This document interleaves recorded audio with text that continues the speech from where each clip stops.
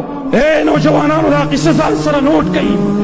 نوجوانو کان رجلا حسینا وسیما حسن الاخلاق، ښایسته و، ډېر ناشنا ښایست الله ورکړی او ښایسته اخلاق والا و. وایي دی وایي چې دلته یوه زنانه وه، ډېره مالداره ښځه وه، وایي ښایست الله ډېر زیات ورکړی و. وایي زه په چل باندې او په هیله باندې خپل کور ته داخل شم. هر څه چل یې چې کړی خو زه په دوکه باندې خپل کور ته داخل شم. چې کور ته داخل شم ما پسې دروازه بنده کړه. ما ته یې ویله چې زما سره اوس بدکاري کوي او که بدکاري دې ونه کړه تهمت د باندې لګومه چې دی غل دی راغلی دلته زما نه غلا کوي، زما عزت لوټ کوي، اوس دې په خلکو باندې بې عزته کوم، ته به زما سره خامخا بدکاري کوي. چونکې دا نوجوان دی او دینداره دی. دا ویل چې زه امتحان کې واقع شم، یا الله اوس څه چل وکړمه. حلال کې ښایست هم د هغې ډېر سوا دی، مطالبه هم د هغې د طرف نه ده، لیکن د الله عصمت او د آخرت فکر چې د چا په زړه کې وي هغه دې شیانو ته فکر نه کوي. نو ابوبکر المسکي هغه وایي ما ورته وویله چې زه به لږ غسل وکړمه، که ستا خوښه وي لږ به تر و تازه شمه، صفا به م شمه، نو لهذا بیا به ستا حاجت پوره کړم. ویل هغه ویل چې ډېره ښایسته خبره یې وکړه. خپلې وینځې ته یې ویل دا باتروم ته بوځه. وایي زه باتروم ته بوتلم، هلته ګندګي پرته وه د انسانانو. ما ګندګي راواغېستله، ټول بدن مې پسخا کړ، ټول بدن دې لپاره چې دا ښځه مانه نفرت وکړي چې ما سره بدکاري ونه کړي. وایي زه چې کله راووتم په ما دا ګندګي پرته ده چې څنګه یې زه ولیدم او بدبو یې پرې ورله، الټۍ شروع کړې. چې الټۍ شروع کړې ویل اله سړی وباسئ د کور نه، اله ویې باسئ.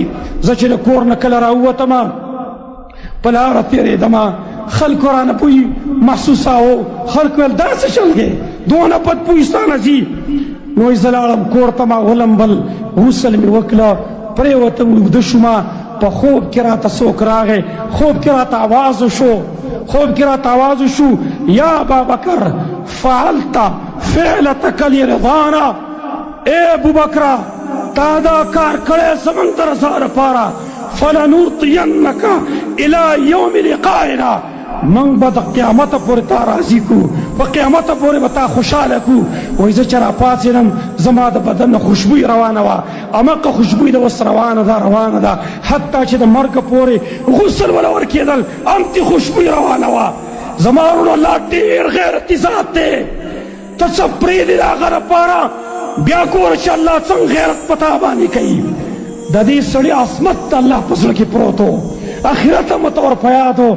نن زمونږ نوجوان نسل زه ډېر تعجب سره ویم، زمونږ نوجوان نسل خپل عظیم الله، خپل خوږ الله صرف د پردو زنانو د هغه جسم په وجه باندې الله خفه کي. ای نوجوانانو ولې دوکه کې پراتې وئ؟ دا زنانه په سوشل میډیا چې تاسو ګورئ، فلمونه د هغې ګورئ، هغوی د خپل جسم نمایش کوي. تاسو ته پته شته دی دوی چې د خپل جسم نمایش کوي، تاسو سره مینه ده، ستاسو خیرخواهان دي.